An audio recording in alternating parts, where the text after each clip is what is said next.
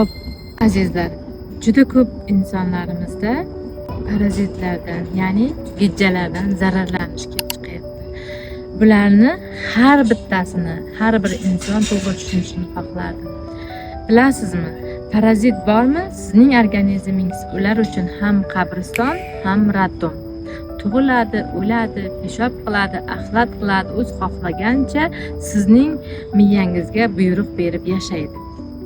Bilamizki, biz mutaxassislar gijjalarni organizmda ifloslanish darajasi ko'p bo'lsa, ularga sharoit zo'r bo'ladi. Siz bundan qutulishingiz uchun, sizga kerak emas parazitozlardan qutulishingiz uchun albatta ichingizda, o'z organizmingizda ishqoriy muhitni hosil qilsangiz, albatta sizda hech qanaqa keraksiz gijjalar yashamaydi. Buning uchun yana gijja haqida to'liq ma'lumotga ega bo'lmoqchi bo'lsangiz va sizning bolangizda bo'ladimi, o'zingizda bo'ladimi, gijjalardan qutulmoqchi bo'lsangiz, Telegram kanalimga o'tib bemalol gijja haqida to'liq ma'lumotga ega bo'lishingiz mumkin.